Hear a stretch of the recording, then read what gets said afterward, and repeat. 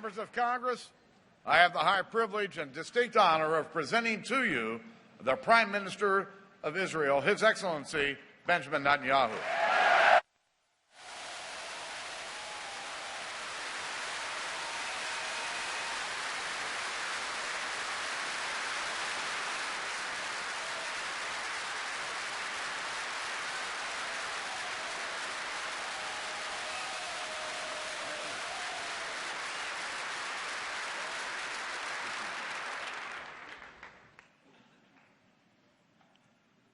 Speaker of the House, John Boehner, President Pro Temp, Senator Orrin Hatch, Senate Majority Leader Mitch McConnell, House Minority Leader Nancy Pelosi, and House Majority Leader Kevin McCarthy. I also want to acknowledge Senator Democratic Leader Harry Reid. Harry, it's good to see you back on your feet.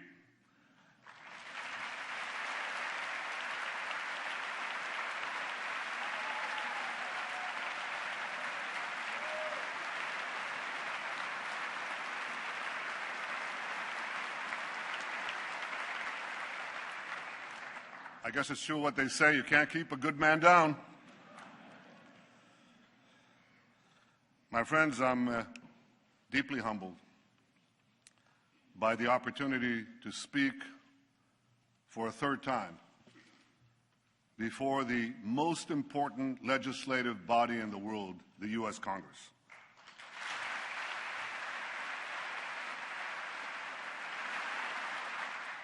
I want to thank you all for being here today.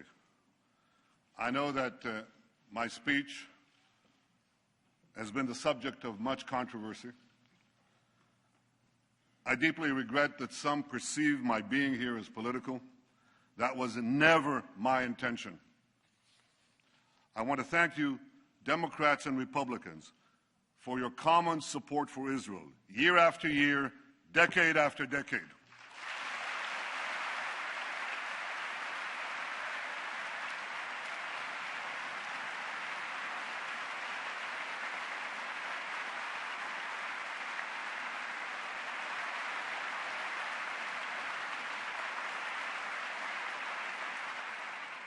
I know that no matter on which side of the aisle you sit, you stand with Israel.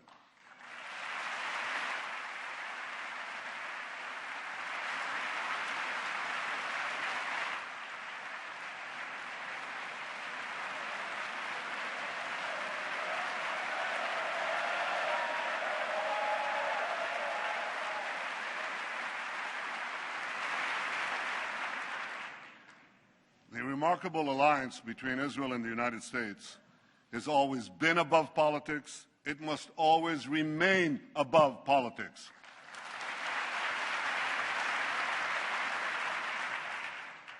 Because America and Israel, we share a common destiny, the destiny of promised lands that cherish freedom and offer hope. Israel is grateful for the support of America's people and of America's presidents, from Harry Truman to Barack Obama.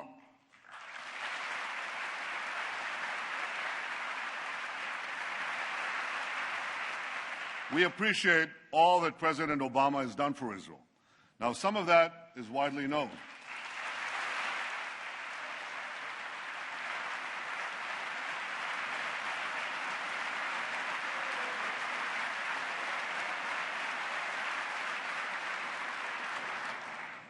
Some of that is widely known, like strengthening security cooperation and intelligence sharing, opposing anti-Israel resolutions at the UN. Some of what the President has done for Israel is less well known. I called him in 2010 when we had the Carmel forest fire, and he immediately agreed to respond to my request for urgent aid. In 2011, we had our embassy in Cairo under siege, and again, he provided vital assistance at the crucial moment.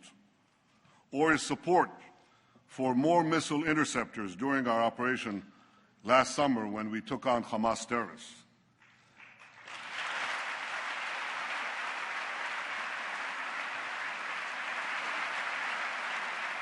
In each of those moments, I called the president, and he was there. And some of what the president has done for Israel might never be known because it touches on some of the most sensitive and strategic issues that arise between an American president and an Israeli prime minister. But I know it, and I will always be grateful to President Obama for that support.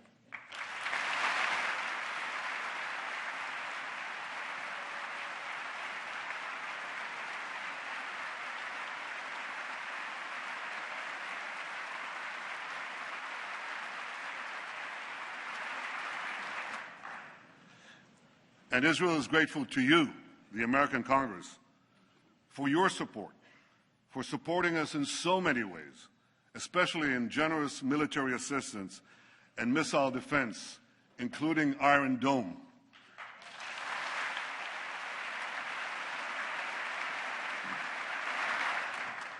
Last summer, millions of Israelis were protected from thousands of Hamas rockets because this Capitol Dome helped build our Iron Dome.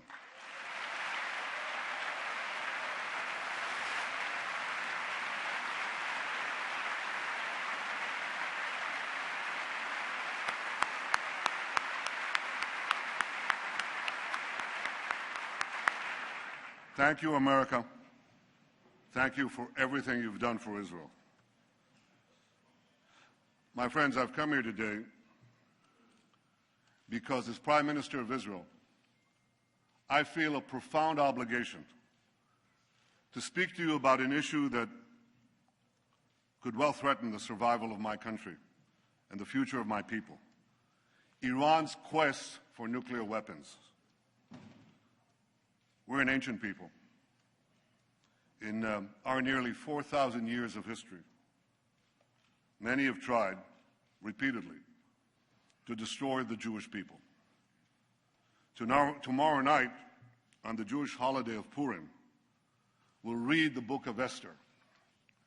We'll read of a powerful Persian viceroy named Aman, who plotted to destroy the Jewish people some 2,500 years ago. But a courageous Jewish woman, Queen Esther, exposed the plot and gained for the Jewish people the right to defend themselves against their enemies. The plot was foiled. Our people were saved.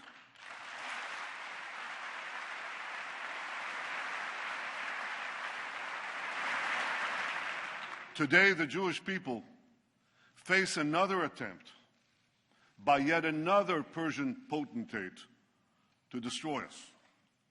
Iran's supreme leader, Ayatollah Khamenei, Iran's supreme leader, Ayatollah Khamenei, spews the oldest hatred of anti-Semitism with the newest technology. He tweets that Israel must be annihilated. He tweets. You know, in Iran, there isn't exactly free internet. But he tweets in English that Israel must be destroyed. For those who believe that Iran threatens the Jewish state, but not the Jewish people, listen to Hassan Nasrallah, the leader of Hezbollah, Iran's chief terrorist proxy. He said, "If all the Jews gather in Israel, it will save us the trouble of chasing them down around the world." But Iran's regime is not merely a Jewish problem, any more than the Nazi regime was merely a Jewish problem. The 6 million Jews murdered by the Nazis were but a fraction of the 60 million people killed in World War II. So too, Iran's regime poses a grave threat, not only to Israel, but also to the peace of the entire world. To understand just how dangerous Iran would be with nuclear weapons, we must fully understand the nature of the regime. The people of Iran are very talented people. They're heirs to one of the world's great civilizations. But in 1979, they were hijacked by religious zealots who imposed on them immediately a dark and brutal dictatorship. That year, the Zealots drafted a constitution, a new one for Iran. It directed the Revolutionary Guards not only to protect Iran's borders, but also to fulfill the ideological mission of jihad. The regime's founder, Ayatollah Khomeini, exhorted his followers to export the revolution throughout the world. I'm standing here in Washington, D.C., and the difference is so stark. America's founding document promises life, liberty, and the pursuit of happiness. Iran's founding document pledges death, tyranny, and the pursuit of jihad. And as states are collapsing across the Middle East, Iran is charging into the void to do just that. Iran's goons in Gaza, its lackeys in Lebanon, its Revolutionary Guards on the Golan Heights are clutching Israel with three tentacles of terror. Backed by Iran, Assad is slaughtering Syrians. Backed by Iran, Shiite militias are rampaging through Iraq. Backed by Iran, Houthis are seizing control of Yemen, threatening the strategic straits at the mouth of the Red Sea. Along with the Straits of Hormuz, that would give Iran a second choke point on the world's oil supply. Just last week, near Hormuz, Iran carried out a military exercise blowing up a mock U.S. aircraft carrier. That's just last week, while they're having nuclear talks with the United States. But unfortunately, for the last 36 years, Iran's attacks against the United States have been anything but mock, and the targets have been all too real. Iran took dozens of Americans hostage in Tehran, murdered hundreds of American soldiers, Marines in Beirut, and was responsible for killing and maiming thousands of American servicemen and women in Iraq and Afghanistan.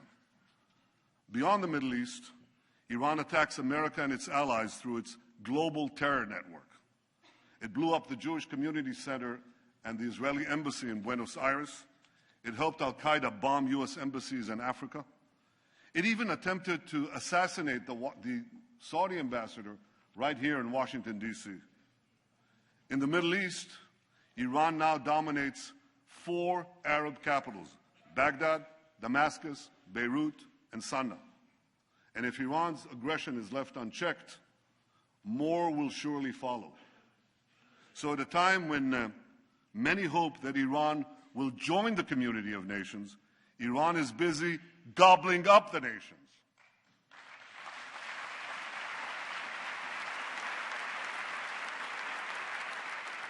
We must all stand together to stop Iran's march of conquest, subjugation, and terror.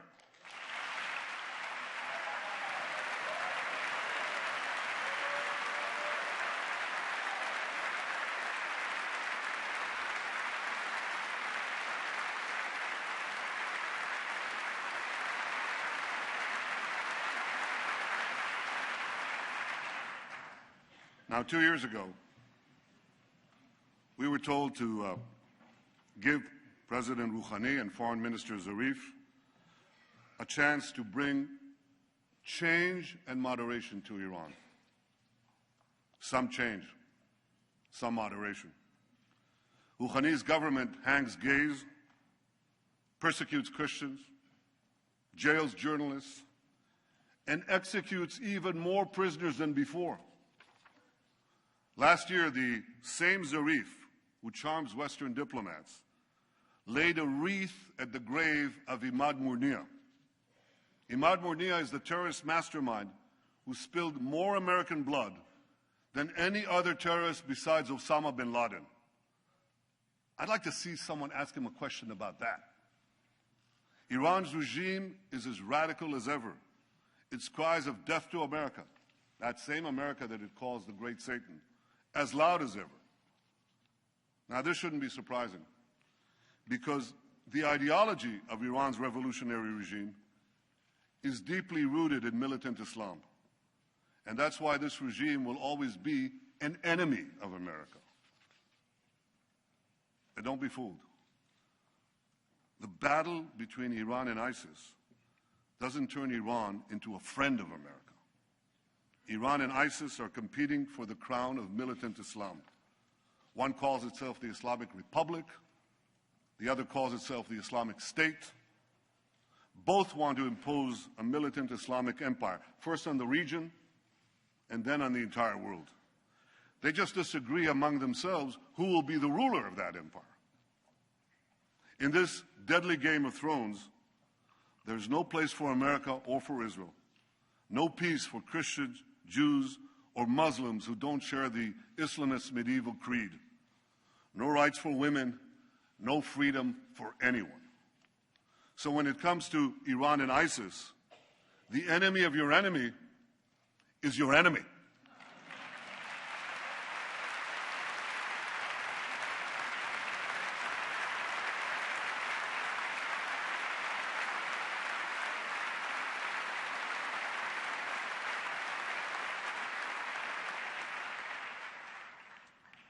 The difference is that ISIS is armed with butcher knives, captured weapons, and YouTube, whereas Iran could soon be armed with intercontinental ballistic missiles and nuclear bombs. We must always remember, I'll say it one more time, the greatest danger facing our world is the marriage of militant Islam with nuclear weapons. To defeat ISIS and let Iran get nuclear weapons would be to win the battle but lose the war. We can't let that happen.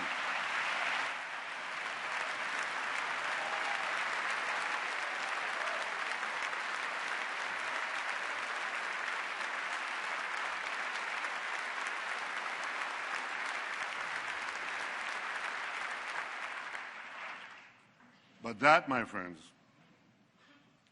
is exactly what could happen if the deal now being negotiated is accepted by Iran. That deal will not prevent Iran from developing nuclear weapons. It would all but guarantee that Iran gets those weapons, lots of them. Let me explain why. While the final deal has not yet been signed, certain elements of any potential deal are now a matter of public record. You don't need intelligence agencies and secret information to know this.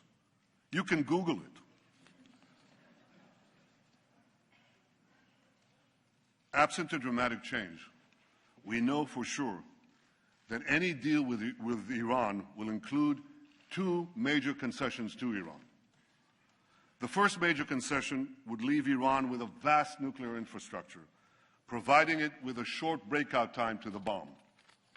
Breakout time is the time it takes to amass enough weapons-grade uranium or plutonium for a nuclear bomb.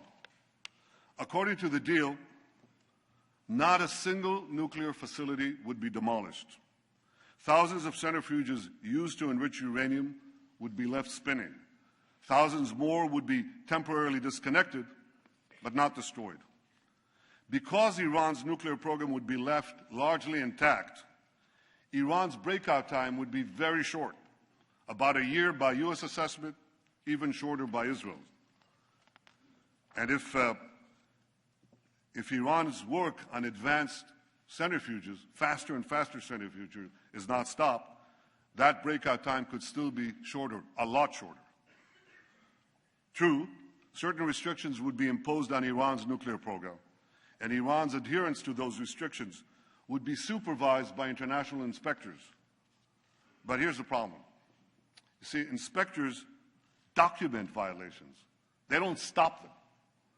Inspectors knew when North Korea broke to the bomb, but that didn't stop anything. North Korea turned off the cameras, kicked out the inspectors. Within a few years, it got the bomb. Now we're warned that within 5 years, North Korea could have an arsenal of 100 nuclear bombs. Like North Korea, Iran too has defied international inspectors. It's done that on at least 3 separate occasions, 2005, 2006, 2010. Like North Korea, Iran broke the locks, shut off the cameras. Now, I know this is not going to come as a shock to any of you, but Iran not only defies inspectors, it also plays a pretty good game of hide and cheat with them. The UN's nuclear watchdog agency, the IAEA, said again yesterday that Iran still refuses to come clean about its military nuclear program. Iran was also caught twice, not once, twice, operating secret nuclear facilities in Natanz and Qom, facilities that inspectors didn't even know existed.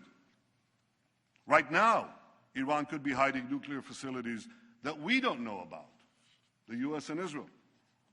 As the former head of inspections for the IAEA said in 2013, he said, if there's no undeclared installation today in Iran, it'll be the first time in 20 years that it doesn't have one. Iran has proven time and again that it cannot be trusted. And that's why the first major concession is a source of grave concern. It leaves Iran with a vast nuclear infrastructure and relies on inspectors to prevent a breakout. That concession creates a real danger that Iran could get to the bomb by violating the deal. But the second major concession creates an even greater danger, that Iran could get to the bomb by keeping the deal. Because virtually all the restrictions on Iran's nuclear program will automatically expire in about a decade. Now, a decade may seem like a long time in political life, but it's the blink of an eye in the life of a nation. It's a blink of an eye in the life of our children. We all have a responsibility to consider what will happen when Iran's nuclear capabilities are virtually unrestricted and all the sanctions will have been lifted. Iran would then be free to build a huge nuclear capacity that could produce many, many nuclear bombs. Iran's supreme leader says that openly. He says Iran plans to have 190,000 centrifuges. Well, Iran could have the means to deliver that nuclear arsenal to the far-reach corners of the earth, including to every part of the United States.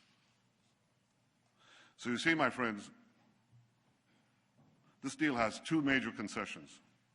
One, leaving Iran with a vast nuclear program.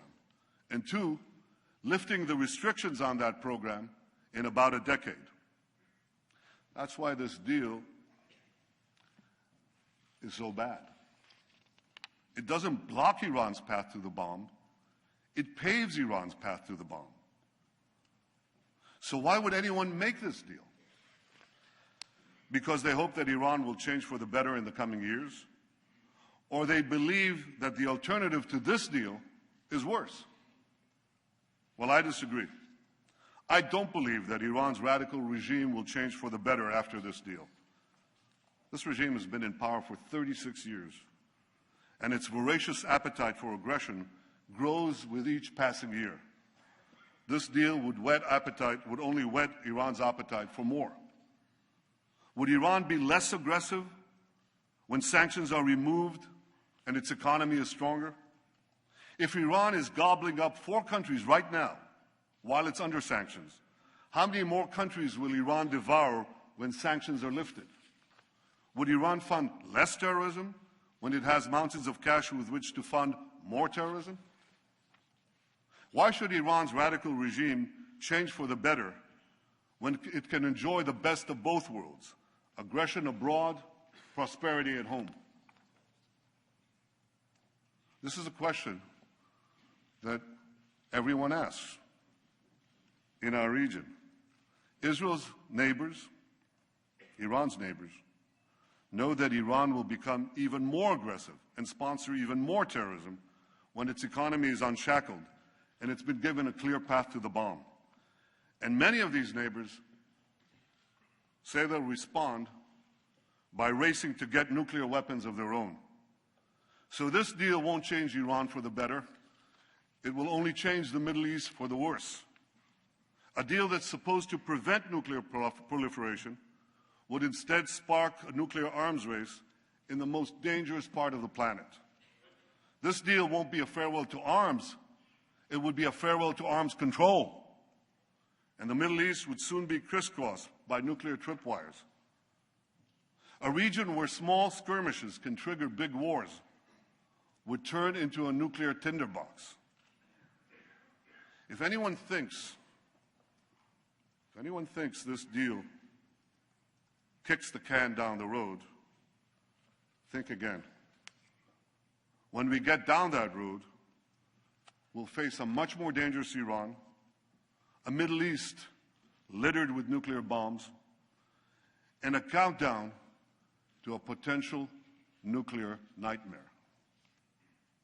Ladies and gentlemen, I've come here today to tell you we don't have to bet the security of the world on the hope that Iran will change for the better.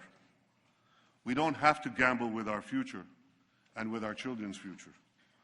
We can insist that restrictions on Iran's nuclear program not be lifted for as long as Iran continues its aggression in the region and in the world.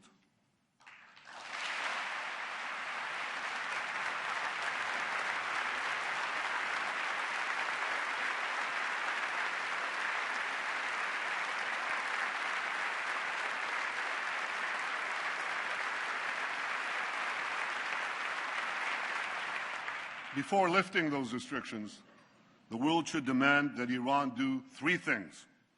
First, stop its aggression against its neighbors in the Middle East. Second,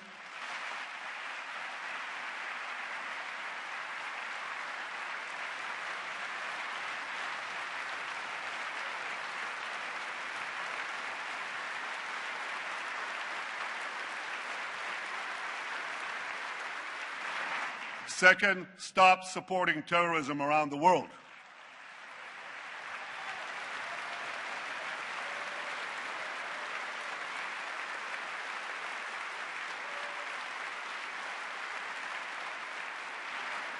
And third, stop threatening to annihilate my country, Israel, the one and only Jewish state.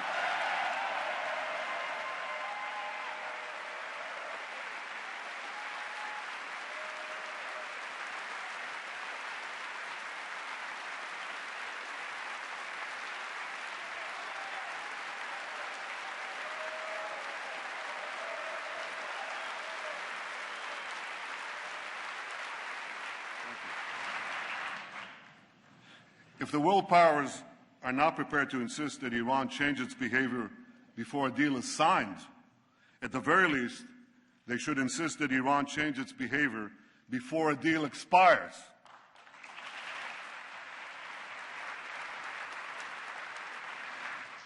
If Iran changes its behavior, the restrictions would be lifted. If Iran doesn't change its behavior, the restrictions should not be lifted.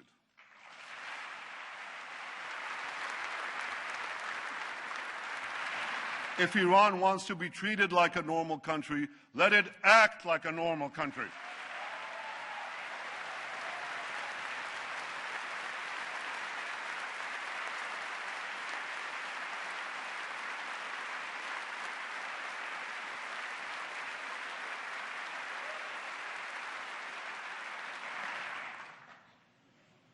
My friends, what about the argument that there is no alternative to this deal? That Iran's nuclear know-how cannot be erased, that its nuclear program is so advanced that the best we can do is delay the inevitable, which is essentially what the proposed deal seeks to do. Well, nuclear know-how without nuclear infrastructure doesn't get you very much. A race car driver without a car can't drive. A pilot without a plane can't fly. Without thousands of centrifuges, tons of enriched uranium, or heavy water facilities, Iran can't make nuclear weapons.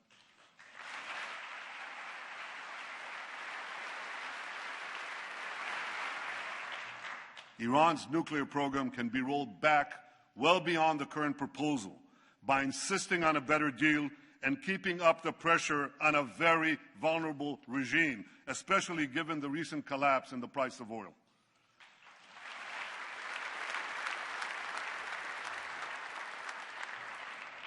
Now, if Iran threatens to walk away from the table, and this often happens in a Persian bazaar, call their bluff. They'll be back. because they need the deal a lot more than you do.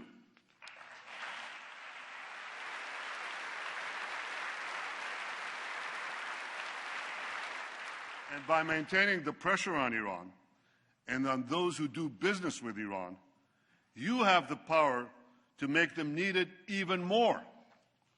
My friends, for over a year,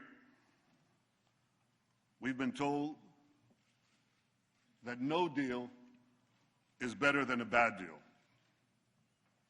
Well, this is a bad deal. It's a very bad deal. We're better off without it.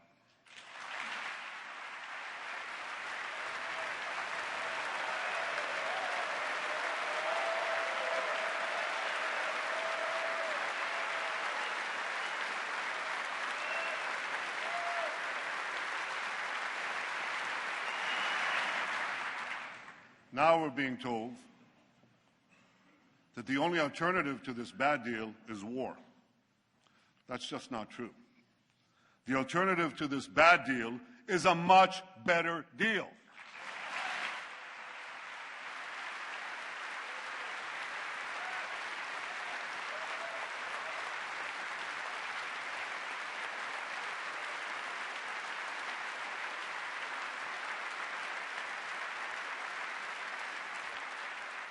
A better deal that doesn't leave Iran with a vast nuclear infrastructure and such a short breakout time. A better deal that keeps the restrictions on Iran's nuclear program in place until Iran's aggression ends. Between two paths. One path leads to a bad deal that will at best curtail Iran's nuclear ambitions for a while. But it will inexorably lead to a nuclear-armed Iran whose unbridled aggression will inevitably lead to war. The second path, however difficult, could lead to a much better deal that would prevent a nuclear-armed Iran, a nuclearized Middle East, and the horrific consequences of both to all of humanity. You don't have to read Robert Frost to know. You have to live life, to know that the difficult path is usually the one less traveled. But it will make all the difference for the future of my country, the security of the Middle East, and the peace of the world, the peace we all desire.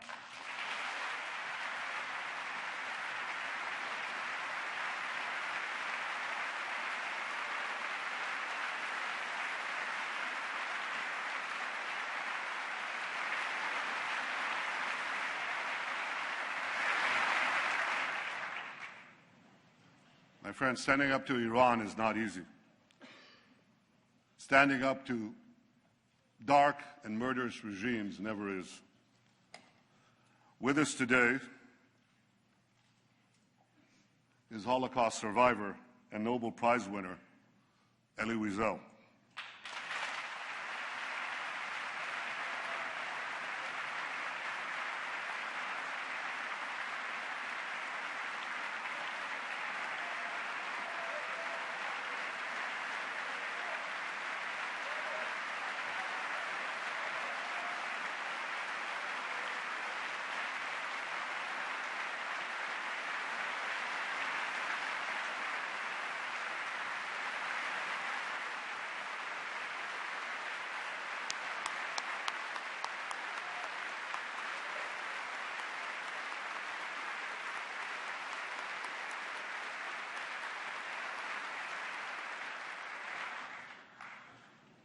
Elie, your life and work inspire us to give meaning to the words, never again.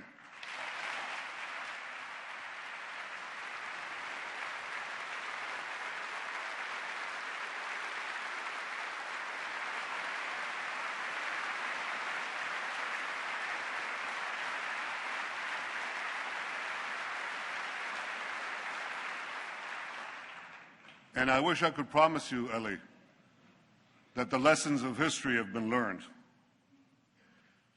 I can only urge the leaders of the world not to repeat the mistakes of the past.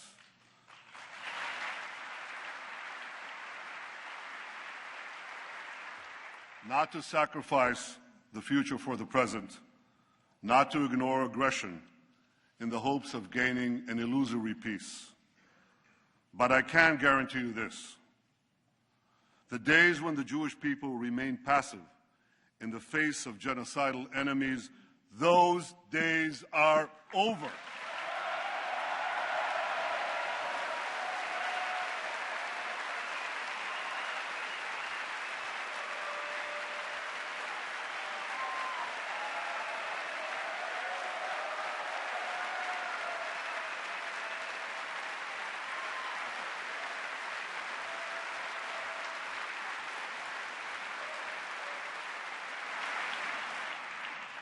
We are no longer scattered among the nations, powerless to defend ourselves.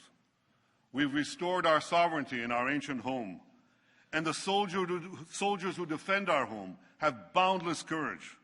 For the first time in 100 generations, we, the Jewish people, can defend ourselves.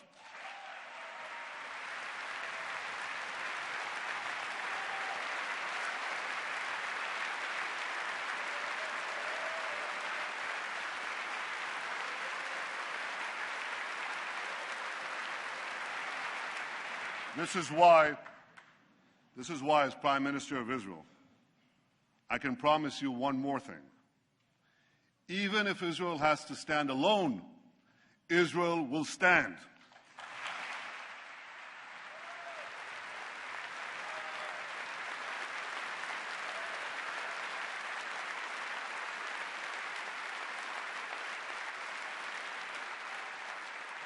But I know that Israel does not stand alone.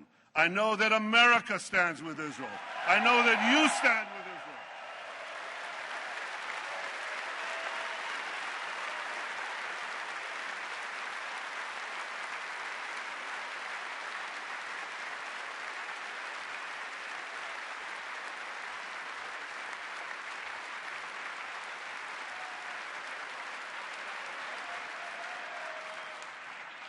You stand with Israel because you know that the story of Israel is not only the story of the Jewish people, but of the human spirit that refuses again and again to succumb to history's horrors.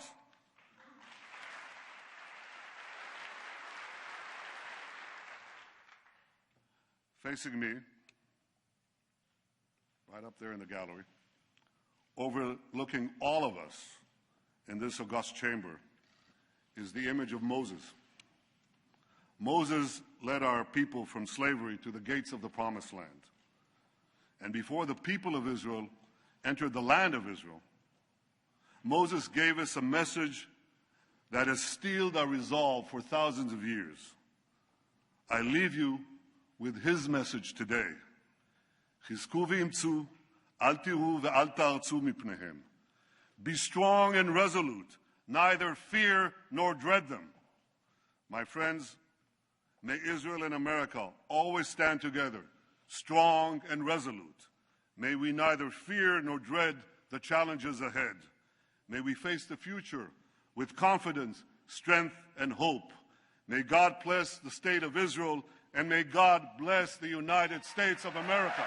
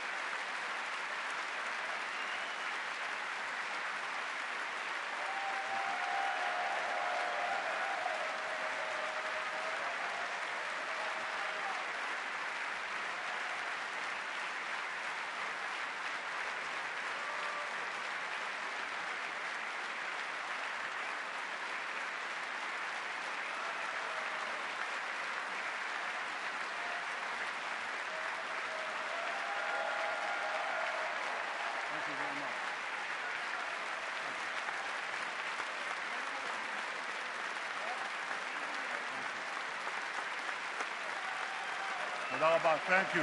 Thank you very much. Thank you all. You're wonderful.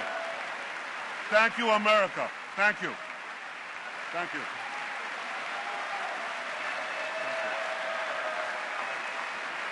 Thank you.